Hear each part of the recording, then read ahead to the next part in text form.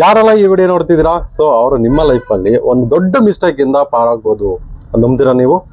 So just imagine ಮಾಡ್ಕೊಳ್ಳಿ, ನಿಮ್ಮ ಲೈಫಲ್ಲಿ ಒಂದು 4 lakhs rupees ಅಷ್ಟು ಒಂದು ಮೆಡಿಕಲ್ ಬಿಲ್ ಆಯಿತು. ಸೊ ನಿಮ್ಮ ಹತ್ರ ಒಂದು ಇನ್ಶೂರೆನ್ಸ್ ಇದೆ, 5 lakhs rupees ಬರ್ತಿರ್ತಕ್ಕಂಥ ಒಂದು ಇನ್ಶೂರೆನ್ಸ್ ಇದೆ. ಜಸ್ಟ್ ಇಮ್ಯಾಜಿನ್ ಮಾಡ್ಕೊಳ್ಳಿ, ನೀವು ಅನ್ಕೊಳ್ತೀರಾ ನನ್ನ ಹತ್ರ 5 lakhs rupees ಬರ್ತಿರ್ತಕ್ಕಂಥ ಇನ್ಶೂರೆನ್ಸ್ ಇದೆ ಸರ್, ಕಂಪನಿ 4 lakhs rupees ಆಗಿದೆ ಅಷ್ಟೇ, ಕಂಪನಿ 4 lakhs rupees ಪೇ ಮಾಡುತ್ತೆ ಅಂತ ನೀವು ಅನ್ಕೊಂಡಿದ್ದೀರಾ. ಬಟ್ ಕಂಪನಿ ಒಂದು ಶಾಕ್ ಕೊಡುತ್ತೆ, ಇಲ್ಲ ಸರ್ ನಾವು ಬರೀ 2 lakhs rupees ಮಾತ್ರ ಪೇ ಮಾಡ್ತೀವಿ, ಇನ್ 2 lakhs rupees ನಿಮ್ಮ ಪಾಕೆಟ್ ಇಂದ ಪೇ ಮಾಡ್ಬೇಕು ಅಂತ ಹೇಳುತ್ತೆ. ಸೊ ಆ ಟೈಮಲ್ಲಿ ಎಲ್ಲರಿಗೂ ಅಷ್ಟೇ, ಇವನ್ ನನಗೂ ನಿಮ್ಗೂ ಎಲ್ಲರಿಗೂ ಶಾಕ್ ಆಗುತ್ತಲ್ವಾ? ಸೊ ಶಾಕ್ ಆಗ್ಲೇಬೇಕು. Reason room rent. ಹೌದು ಸರ್, ರೂಮ್ ರೆಂಟ್ ರೀಸನ್ ಈ 50% ಅಷ್ಟು ಅಮೌಂಟ್ ನ ಡಿಡಕ್ಟ್ ಮಾಡೋದಕ್ಕೆ. ಸೊ ಏನು ಹೇಗೆ ಅಂತ ತಿಳ್ಕೊಂಡು ಹೋಗೋಣ. ನಾನು ನಿಮ್ಮ ವಿನೋದ್ ಕುಮಾರ್ ಮಾತಾಡ್ತಾ ಇದ್ದೀನಿ. Welcome back to my channel. So ಈಗ ರೂಮ್ ರೆಂಟ್ ಅಂದ್ರೆ ಏನು? ಸೊ ಎಲ್ಲರಿಗೂ ಗೊತ್ತಿದೆ, ನಾವು ಒಂದು ಹಾಸ್ಪಿಟಲ್ ಅಲ್ಲಿ ಸ್ಟೇ ಆಗಿದ್ದೀವಿ. ಫಾರ್ ಎಕ್ಸಾಂಪಲ್ ಬೆಡ್ ಅಲ್ಲಿ ನಾವು ಒಂದು ಬೆಡ್ ನ ನಮ್ಗೆ ಅಲಾಟ್ ಮಾಡಿಬಿಟ್ಟು, ಸೊ ಹಾಸ್ಪಿಟಲ್ ಅಲ್ಲಿ ಇಷ್ಟು ದಿನ ಅಂತ ಇದೀವಿ, ಅವರು ಒಂದು ದಿನಕ್ಕೆ ಇಷ್ಟು ಅಂತ ಚಾರ್ಜಸ್ ಮಾಡ್ತಾರೆ. ಫಾರ್ ಎಕ್ಸಾಂಪಲ್ 2000, 5000, 4000, 10,000 ಅಪ್ ಟು 20,000 ತನಕ ಸೂಟ್ ರೂಮ್ಸ್ ಎಲ್ಲ ಇದೆ. ಸೊ ಅದನ್ನ ನಾವೇನ್ ಮಾಡ್ತಿದೀವಿ ಅಂತಂದ್ರೆ ರೂಮ್ ರೆಂಟ್ ಅಂತ ಕರಿತೀವಿ, ಹಾಸ್ಪಿಟಲ್ ರೂಮ್ ರೆಂಟ್. ಸೊ ಯಾಕೆ ಇದನ್ನ ನಾನು ನಿಮ್ಗೆ ಹೇಳ್ತಾ ಇದ್ದೀನಿ ಅಂತಂದ್ರೆ, ಹಾಸ್ಪಿಟಲ್ ರೂಮ್ ರೆಂಟ್ ಬಗ್ಗೆ ಇಲ್ಲಿ ಕಂಪನಿ ಏನ್ ಹೇಳುತ್ತೆ, ಇನ್ಶೂರೆನ್ಸ್ ಕಂಪನೀಸ್ ಏನ್ ಹೇಳುತ್ತೆ ಅಂತಂದ್ರೆ, ನಾವು ನಿಮ್ಮ ಹೆಲ್ತ್ ಇನ್ಶೂರೆನ್ಸ್ ಅಲ್ಲಿ ರೂಮ್ ರೆಂಟ್ ನಾವು ಪೇ ಮಾಡ್ತೀವಿ, ನೀವು ಎಷ್ಟು ದಿನ ಇರ್ತೀವೋ ಅಷ್ಟು ದಿನ. ಫಾರ್ ಎಕ್ಸಾಂಪಲ್ ನಿಮ್ಮ ಒಂದು ಬಿಲ್ 5 lakhs rupees ಆಗಿದೆ ಅಂತ ಅನ್ಕೊಳ್ಳಿ, ನಿಮ್ಮ ಇನ್ಶೂರೆನ್ಸ್ ಒಂದು 10 lakhs ಇದೆ ಅಂತ ಅನ್ಕೊಳ್ಳಿ, ನಾವು ಪೇ ಮಾಡ್ತೀವಿ ಅಂತ ಹೇಳ್ತಾರೆ. ಬಟ್ ನೀವು ಪೇಮೆಂಟ್ ಟೈಮ್ ಅಲ್ಲಿ ಅವ್ರು ಬರೀ 2.5 lakhs rupees ಮಾತ್ರ ಪೇ ಮಾಡ್ತಾರೆ. ಹಾಗೆ ನಿಮ್ಗೆ ಒಂದು ಎಕ್ಸಾಂಪಲ್ ಕೊಟ್ಟೆ ಸ್ಟಾರ್ಟಿಂಗ್ ಅಲ್ಲಿ. ಸೊ ಯಾವ ತರ ಹೇಗೆ ಇಲ್ಲೇ ಒಂದು ದೊಡ್ಡ ಪ್ರಾಬ್ಲಮ್ ಸ್ಟಾರ್ಟ್ ಆಗೋದು. ಏನ್ ಪ್ರಾಬ್ಲಮ್ ಅಂತಂದ್ರೆ, ಫಾರ್ ಎಕ್ಸಾಂಪಲ್ ನಿಮ್ಮ ಹತ್ರ ಇನ್ಶೂರೆನ್ಸ್ ಇದೆಯಲ್ವಾ, 5 lakhs rupees ಇನ್ಶೂರೆನ್ಸ್ ಇದೆ, ಅವಾಗ ನೀವು ಇನ್ಶೂರೆನ್ಸ್ ಮಾಡಿಸ್ಬೇಕಾದ್ರೆ ಸೊ ರೂಮ್ ರೆಂಟ್ ಲಿಮಿಟ್ ಬಂದ್ಬಿಟ್ಟು ಬರೀ 1% ಅಂತ ಹಾಕಿರ್ತಾರ. ಫಾರ್ ಎಕ್ಸಾಂಪಲ್ ಪರ್ ಡೇಗೆ 1%, ನೀವು 5 lakhs rupees 1% ಅಂದ್ರೆ 5,000 rupees ಅಷ್ಟು ನೀವು ಒಂದು ದಿನಕ್ಕೆ ರೂಮ್ ರೆಂಟ್ ನ ತಗೋಬಹುದು. ಬಟ್ ನೀವೇನ್ ಮಾಡ್ತಿದ್ದೀರಾ ಅಂತಂದ್ರೆ ಎಕ್ಸ್ಟ್ರಾ ತಗೋತಿದ್ದೀರಾ. 8,000 ರೂಮ್ ರೆಂಟ್ ಇರ್ತಕ್ಕಂಥ ಪರ್ ಡೇಗೆ ತಗೋತಾ ಇದ್ದೀರಾ, 10,000 ಇರ್ತಕ್ಕಂಥದ್ದು ಒಂದು ರೂಮ್ ತಗೋತಾ ಇದ್ದೀರಾ.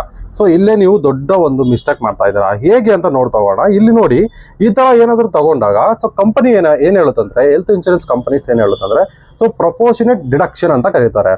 ಸೊ ನಾವು ನಿಮ್ಮ ಅಮೌಂಟ್ ನ ನಾವು ಡಿಡಕ್ಟ್ ಮಾಡಿರೋದನ್ನ ಪ್ರಪೋರ್ಷನೇಟ್ ಡಿಡಕ್ಷನ್ ಅಡಿಯಲ್ಲಿ ನಾವು ಡಿಡಕ್ಟ್ ಮಾಡಿದೀವಿ ಅಂತ ಹೇಳ್ತಾರೆ. ಯಾವ ತರ ಡಿಡಕ್ಟ್ ಮಾಡ್ತಾರೆ ನೋಡಿ ಹೇಳ್ತೀನಿ.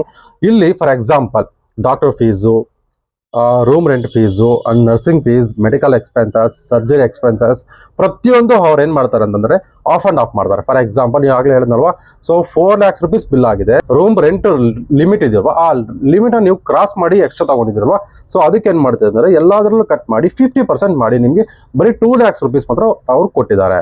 ಪ್ರತಿಯೊಂದು ಬಿಲ್ ಅಲ್ಲೂ ಪರ್ಸೆಂಟೇಜ್ ನ ಕಟ್ ಆಫ್ ಮಾಡ್ತಾರೆ. ಸೊ ಒಂದು ರಿಯಲ್ ಎಕ್ಸಾಂಪಲ್ ಮೂಲಕ ಹೋಗ್ತೀನಿ ನೋಡಿ. ನಿಮ್ಮ ಹತ್ರ ಒಂದು 2 lakhs rupees ಅಷ್ಟು ಬಿಲ್ ಆಗಿದೆ, ನಿಮ್ದು ಹಾಸ್ಪಿಟಲ್ ಬಿಲ್ಲು. ರೂಮ್ ಅಲೋ ಇರೋದು ಎಷ್ಟಿರೋದು ಗೊತ್ತಾ, 5,000 rupees per day room hello ಇದೆ. ಬಟ್ ನೀವೇನ್ ಮಾಡ್ತೀರಿ ಅಂತ, ನೀವು ಚೂಸ್ ಮಾಡಿರ್ತಕ್ಕಂಥ ರೂಮ್ ರೆಂಟ್ ಎಷ್ಟಿದೆ ಅಂತಂದ್ರೆ 10,000 rupees ಪರ್ ಡೇ ಇದೆ. ಇಲ್ಲಿ ಏನಾಯ್ತಂದ್ರೆ 50% ಎಕ್ಸ್ಟ್ರಾ ಆಗಿದೆ. ಕಂಪನಿ ಏನ್ ಹೇಳುತ್ತೆ ಅಂತಂದ್ರೆ, ಸರ್ ನಾವು ನಿಮ್ಗೆ 1 lakh ರೂಪಾಯಿ ಮಾತ್ರ ಪೇ ಮಾಡ್ತೀವಿ, ಇನ್ 1 lakh ನೀವು ಪಾಕೆಟ್ ಇಂದ ಪೇ ಮಾಡ್ಬೇಕು ಅಂತ ಹೇಳುತ್ತೆ ಎಕ್ಸಾಂಪಲ್ ಮೂಲಕ.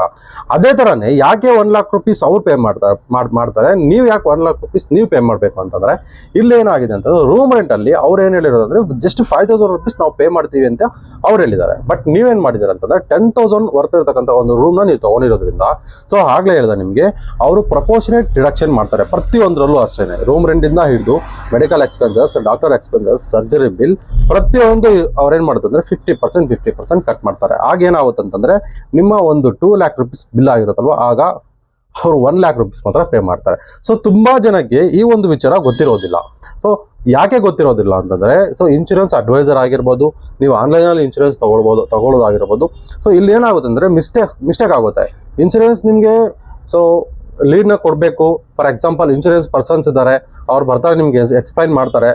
ಅವ್ರು ಏನ್ ಮಾಡ್ತಾ ಇದಾರೆ ಅಂತಂದ್ರೆ, ನಿಮ್ಗೆ ಯಾವ್ದು ಕಡಿಮೆ ಇನ್ಶೂರೆನ್ಸ್ ಪೇ ಮಾಡೋದಿದೆಯಾ ಆ ಇನ್ಶೂರೆನ್ಸ್ ನ ಎಕ್ಸ್ಪ್ಲೈನ್ ಮಾಡ್ತಾರೆ. ಸೊ ನೀವು ಕಡಿಮೆ ಇದೆಯಲ್ಲ ಇಯರ್ಲಿ ಪೇ ಮಾಡೋದು, ಅವ್ರು 3 years once 2 years once pay ಮಾಡೋದು ಕಡಿಮೆ ಇದೆಯಲ್ಲ ಅಂತ ಹೇಳ್ಬಿಟ್ಟು ತಗೋತೀರಾ. ಬಟ್ 2,000 3,000 ಮಕ್ಕ ನೋಡ್ಬಿಟ್ಟು ದಯವಿಟ್ಟು ಯಾವುದೇ ಕಾರಣಕ್ಕೂ ನೀವು ಲೈಕ್ ಇನ್ಶೂರೆನ್ಸ್ ನ ಕಡಿಮೆ ಪ್ರೀಮಿಯಂ ತಗೋಬೇಡಿ.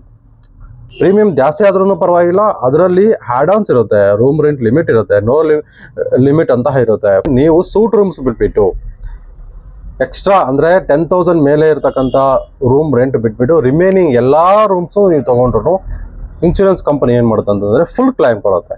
ಸೊ ಇದನ್ನ ನೀವು ಒಂದ್ಸರಿ ಚೆಕ್ ಮಾಡ್ಕೊಂಡು ನೀಟಾಗಿ ಅನಾಲಿಸಿಸ್ ಮಾಡಿ ಹೆಲ್ತ್ ಇನ್ಶೂರೆನ್ಸ್ ನ ತಗೊಳ್ಳೋದು ಬೆಸ್ಟ್. ಯಾಕೆ ಹೇಳ್ತಾ ಇದ್ದೀನಿ ಅಂತಂದ್ರೆ, ಟರ್ಮ್ ಇನ್ಶೂರೆನ್ಸ್ ಅಲ್ಲಿ ಯಾವುದೇ ಕಾರಣಕ್ಕೂ ಈ ತರ ಒಂದು ಪ್ರಾಬ್ಲಮ್ಸ್ ಬರೋದಿಲ್ಲ. ಸೊ ಈಸಿಯಾಗಿ ಕ್ಲೈಮ್ ಆಗುತ್ತೆ. ಅಂಡ್ ಟರ್ಮ್ ಇನ್ಶೂರೆನ್ಸ್ ಬಂದ್ಬಿಟ್ಟು ನಾವು ಹೋದ್ಮೇಲೆ ನಮಗೆ ಬರ್ತಕ್ಕಂಥದ್ದು. ಸೊ ಹೆಲ್ತ್ ಇನ್ಶೂರೆನ್ಸ್ ಏನಂತಂದ್ರೆ ನಾವು ಇರಬೇಕಾದ್ರೆ ಬಿಲ್ಲಿಂಗ್ ಅಲ್ಲಿ ಫಾರ್ ಎಕ್ಸಾಂಪಲ್ ನೀವು ಹೆಲ್ತ್ ಇನ್ಶೂರೆನ್ಸ್ ಇದೆ ಅಂತ ಹೇಳ್ಬಿಟ್ಟು ಬೇರೆ ಕಡೆ ಅಮೌಂಟ್ ಅರೇಂಜ್ ಮಾಡ್ಕೊಂಡು ಬಿಟ್ಟಿರ್ತೀರಾ. So end of the day ನೀವು ಡಿಸ್ಚಾರ್ಜ್ ಟೈಮಲ್ಲಿ ಆಗಿರ್ಬೋದು, ಆರ್ಎಲ್ಸ್ ಒಂದು ಸರ್ಜರಿ ಟೈಮಲ್ಲಿ ಆಗಿರ್ಬೋದು, ಸೊ ಇನ್ಶೂರೆನ್ಸ್ ಏನಾದರೂ ಕ್ಲೈಮ್ ಆಗಲಿಲ್ಲ ಅಂತಂದ್ರೆ ಇನ್ಶೂರೆನ್ಸ್ ಏನಾದರೂ ಕರೆಕ್ಟಾಗಿ ಅವರು 50% ಕೊಟ್ಟರು, 10 lakhs ಆಯಿತು, ಬರೀ 5 lakhs rupees ಅವರು ಕ್ಲೈಮ್ ಕೊಟ್ಟಿದ್ದಾರೆ, ಇನ್ನು 5 lakhs rupees ಕೊಟ್ಟಿಲ್ಲ ಅಂತಂದ್ರೆ ಸೊ ಆಗೇನಾಗುತ್ತೆ ಅಂತಂದ್ರೆ ಆ ಟೈಮಲ್ಲಿ ನೀವು ಅಮೌಂಟ್ನ ಅರೇಂಜ್ ಮಾಡ್ಕೊಳ್ಳೋದು ತುಂಬ ಕಷ್ಟ ಆಗುತ್ತೆ. ಸೊ ನಾನು ಹೇಳೋದೇನಂತಂದ್ರೆ ಸೊ ಬೆಸ್ಟ್ ಪ್ಲಾನ್ನ ಕೇಳಿ. ಸೊ ಅದರಲ್ಲಿ ಏನೆಲ್ಲ ಬೆನಿಫಿಟ್ಸ್ ಇದೆ ಅಂತ ಕೇಳಿ. ಸೊ ಅಮೌಂಟ್ನ ನೀವು ಏನು ಪೇ ಮಾಡ್ತಿದ್ದೀರಲ್ವಾ, ಇಯರ್ಲಿ ಪೇಮೆಂಟ್ ಏನಾಗಿರ್ಬೋದು, ಮಂತ್ಲಿ ಪೇಮೆಂಟ್ ಆಗಿರ್ಬೋದು, ಸೊ ಅದನ್ನು ನೋಡ್ಬಿಡಿ ಸರ್. 1000 rupees 500 rupees ಜಾಸ್ತಿ ಆದ್ರೂ ಪರವಾಗಿಲ್ಲ. ಸೊ ಒಳ್ಳೆ ಬೆಸ್ಟ್ ಪ್ಲಾನ್ ತಗೊಳ್ಳಿ. ಸೊ ಐ ಥಿಂಕ್ ವಿಡಿಯೋ ಇಷ್ಟ ಆಗಿದೆ ಅನ್ಕೋತೀನಿ. ಸೊ ವಿಡಿಯೋ ಇಷ್ಟ ಆಗಿದ್ರೆ ಶೇರ್ ಮಾಡಿ, ಸಬ್ಸ್ಕ್ರೈಬ್ ಮಾಡಿ ಆ್ಯಂಡ್ ಬೆಲ್ ಐಕನನ್ನು ಕ್ಲಿಕ್ ಮಾಡೋದಂತೂ ಮರಿಬೇಡಿ. Thank you so much.